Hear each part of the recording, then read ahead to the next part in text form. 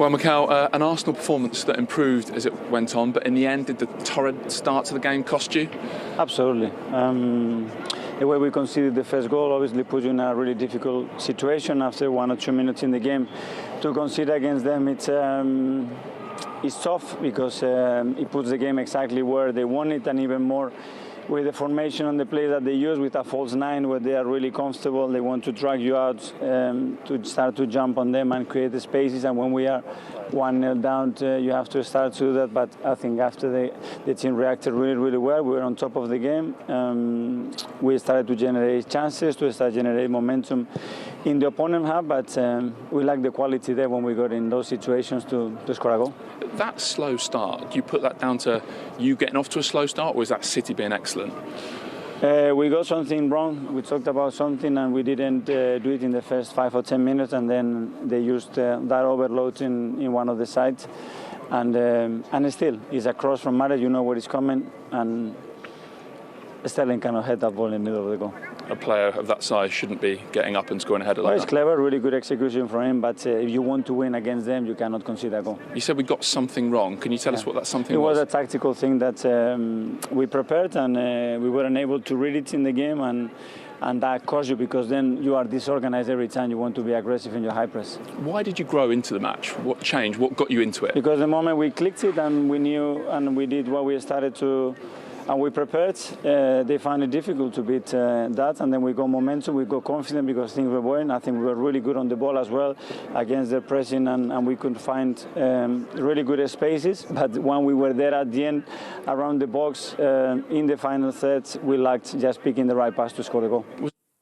Not sure if you looked at your post-match analysis. Yeah, described the conceding of the goal in a very similar way. Yeah, and I think that, you know, you get people like Rob Holding. I'm sure he's somebody that you do need, that number 9 to kind of get your lines, and what's he going to do? Is the forward going to come in? And you've got to be tighter on people, especially in the first couple of minutes of a game like that with City. You know, because like we've seen, they've scored that one goal, and in the end, that's the goal what's cost us. And it all could have been avoided. They go to Athens, actually, to play their home second leg of the Europa League, 1-1 with Benfica, finally poised to get into the last 16. Apart from that, it is just the Premier League. Where are Arsenal at the moment? In 10th, not looking like challenging for the top 4. How difficult is that to deal with mentally? It is. It's a building process, isn't it, at Arsenal? They have not been really challenging the top end of the table for quite some time now. So I think it's a building process. I think Arteta will get given plenty of time because I think that's what they need now. They've chopped and changed a couple of managers since Arsene Wenger. Now I think it's time to pin your colours to the mast in many ways. And I think they're going to do that with Arteta. Now it's going to take a little bit of time to get his ideas across. A few transfer windows, things like that. But for the immediate future, I think top 4 is going to be a bit of a stretch. I should just point out that they're only 6 points behind Liverpool. Yeah. Just for editorial reasons. Yeah, which you should do as well. It's a good point out as well. But I think that Arsenal definitely, when you look a couple of months back, Arsenal were 15th. People were really worried about what was going on with Arsenal. And obviously, Saka, the emergence of Saka, Emile Smith-Rowe, and then, you know, the defensive work that he's done on that team has been brilliant, because when he came in, it needed doing. There's so much work needed to be done there. So the defensive work, I think, is something that he's put into place there. Arsenal are up there in respects of their defensive record at the moment. But again, it's going to come down to the creativity, the confidence. And like he said, they've found a little bit of confidence in the game, but the last pass and the final ball wasn't good enough. But, you know, I think that's a good barometer to look to, like, gauge yourself by against the City side. So I won't think it's too disastrous. OK, talking of records, let's get the post-match thoughts of the Manchester City boss, Pep Guardiola. Well, Pep, it was a match that perhaps got harder as it went on. But firstly, what did you make of the way your team began the game? Well, it was harder like we expect would be. So we won 1-0 at home, we suffered a lot. They make a man-to-man our build-up. It's not easy. Our long balls, okay, we're not the strongest teams to keep that balls. And after they follow in the middle, they equalize in the middle with 4 or 5 players. So it's difficult to play against Arsenal. Mikel is so difficult, but that's why I give incredible credit for this victory. So at the end, it's Arsenal away, it's Emirates. So we get what to expect. They're going to come here and win, and we need in that moment to win this type of game. The people think 30 games in a row, 18 victories in a row, and looks easy. This is so difficult. Look in Europe, in Spain, in Germany, in Italy, all the teams draw points, and this consistency in the last month is, honestly, I didn't expect it. I'm really surprised, more than grateful for these players, what they are doing. But winning that period, these games 1-0, that is what we need to realize, and everything is so difficult. How pleased were you with the dominance in the early part of the match? Maybe Yeah, the first half an the hour? last 10-15 minutes was brilliant. Was wow, how good we are playing. Every action was simple. Every action we didn't push the action. We didn't anticipate the action. The action came along through the passes, through the movements in the right tempo. But after that, the last 20, 25, maybe 30 minutes, they were better than us in the first half. In the halftime, we adjust our pressing with Leno, and we won a lot of balls in that tempo. In the first half, we could not, especially left side, with Saka, Tierney, and Aubameyang create the 3-2 in this area, and we could not control it. The second half was better. And yeah, we don't create chances, but enough to win the game. You spoke about it before the game. Is that a case of Mikel Arteta knowing you well? No. Mikel knows everything. He's knowing me. He's so good. It's not because he's my friend or because today I beat him. I know him where we live. I know what he plans. I know what he works. He's so clever. So he's already one of the. I learned a lot watching his teams, and today I learned something. I can use it in the future. So it's not because we were together and know me. He knows everything about football. Well played. You won it on the back, really, of an electrifying start. What was the key to that start? I think we moved the ball well. Riyad was really aggressive in the first 5 minutes. We kept the pressure on, and we got the goal early on. They're a good team. You can see how they've been on the Mikel. They play some good football, and you can see that we struggled at times with that. But we kept our composure, and grinded the result out. You got a goal in the second minute. You could actually have scored before that, and just after. It could have been a hat-trick in 5 minutes, couldn't it? I could have scored before that.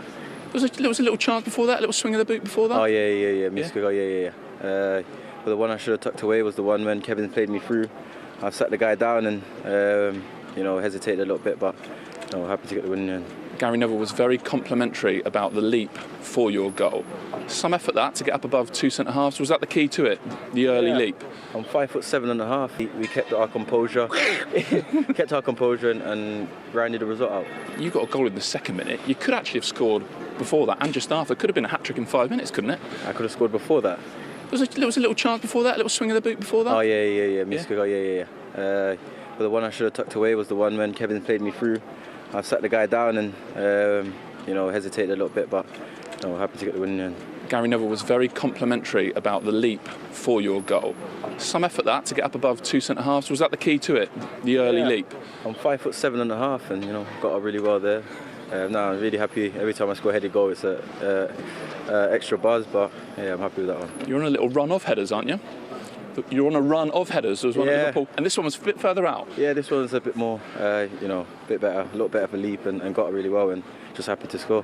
Why did it get harder as it went on? Or that's how it seemed, Raheem. And you talked in your first answer that Arteta's team gave you certain issues. Yeah, as you can tell, Mikel's worked with us for plenty of years. He knows exactly our strengths and our weaknesses, and I wouldn't be surprised if he spent a lot of time in trying to find gaps in our team, and he made it real difficult for us. Are you getting better as a team, maybe with that centre-half partnership that you've got, at digging out results and staying ahead when maybe matches do get harder?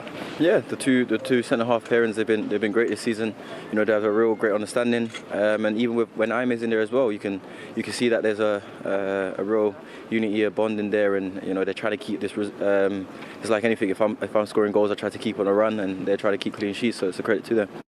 And clean sheets, we'll have a look at his golden run, is important in that run. 18 wins, 12 of them. And as Michael said, wasn't associated with them last season. That's the real sea change this season, isn't it? Yeah, and this is why I've gone on record saying I do fancy them in the Champions League because of the way they're defending at the moment. And to get out like that as well, they started very fast, but like he said, they just kept doing what they do. And that they are capable of continuing to create. So he should have had another goal. It could have been a lot easier than it was, but in the end, I think they deserve to win it on the chances they created. Let's have a look at that start, because he said fast. I think that's something of an understatement.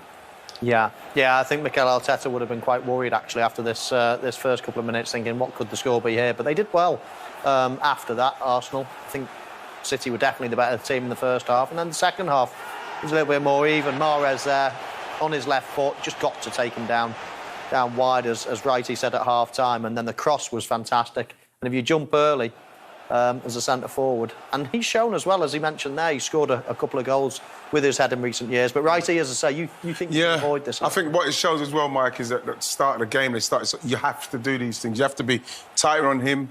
I think that you've got to kind of try and kind of stop him from trying to want to make that pass. He's got to pick him up, and then you let them play in and around here while you're in like an organised situation. In the end, it's a great pass out there. So once you do get it there, Mike, I feel that you've got to let him go down there.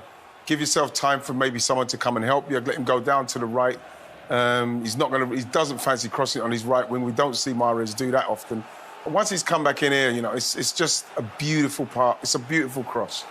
It's a beautiful cross. When we watch it from here, you can see the confusion. Like I mentioned, Rob Holding is looking for someone to make a run inside that space where a centre forward normally would do. Then you see Gilbert. Then you see Bernardo Silva. He's going to give Hector Bellerin a problem. And then, like I say with Sterling, he thinks he's going to come around there Holding. He doesn't do it in the end. The ball is very good. And in the end, Holding doesn't end up doing anything because he hasn't got a number 9 to mark. He's all confused. There's too much movement around him and the ball's fantastic. What about the leap, Michael? Fantastic leap. On the way down, I thought he got that as well, mate. You often see, don't you, with a player that's quick, the only reason they're quick is they're powerful. They can generate power. So anyone that's fast has got a good jump as well. That's basically what sprinting is. It's the ability to spring, to jump and to push off quickly. So no question about it. He's got a good spring, and when he wants to, he can head the ball. Yep. So as we've said, 1 goal enough. We talked about that clean sheet record. It's not just the defenders, who obviously we've spoken many times this season about Stones and Diaz, etc. They defend from the front. You've picked out how they do that. Yeah, I have. I think it's interesting, really, because a lot of people talk about Manchester City when they've got the ball, but to get the ball, you've got to win it back as well. And I just think that the way they press, the way that they're confident about going man to man, especially off an Arsenal goal kick here, and they pick the ball up, they might pick it up in the opponent's half. But what I think is really key is if you're brave enough to go man to man, the best teams over the years are ones that can defend. If you're, it's a bit like Liverpool at the moment. You know, Liverpool can defend one-on-one when they've got Van Dijk and go. All of a sudden, the second goal, the penalty that they gave away yesterday, is because they can't really trust one-on-one. Phillips gets rolled, and all of a sudden it's a goal. And I just think that City are so confident with their players at the back nowadays that they can actually go, right, 1 for 1 up there. We're all right. We're fine. We're as quick as the attackers. We're as strong. We can deal with this. Like a Vidic Ferdinand. Exactly. All the great teams, right, and you've been involved in some as well, they can defend man-to-man all over the place, especially at the back, and then that gives you confidence to go and nick the ball further up the field. To be honest, it's you just look at them now and they just look very good. You know, like Raheem Sterling mentioned about, you know, they started really well, but maybe because Mikel knows with spaces that they're trying to break down of, and they kind of like just carried on doing what they're doing, and it just looks very like ominous now the way they're playing. They don't look like they're going to get breached. Like I say, Arsenal 3 shots, 1 on target. It didn't look too threatening, but it was for me, I think, a little bit of an opportunity missed in respects of Arsenal having a go at them. You know, there were certain opportunities where Arsenal did win the ball back, but they didn't get into them quick enough. It wasn't intense enough. And I think that mixing up that 3 of Odegaard and Saka and who's the other? Odegaard, Saka, and Emile Smith-Rowe, I think they had something going. I thought it would be brilliant to play them in a game like that. See how they get on against that kind of City side. All that does is build confidence, build momentum. In the end, he went with Pepe. It didn't work out for me today for Pepe. I didn't think it worked out for Odegaard in there as well, to be honest. But in the end, City were just too good. They were too good to close down spaces, couldn't break them down.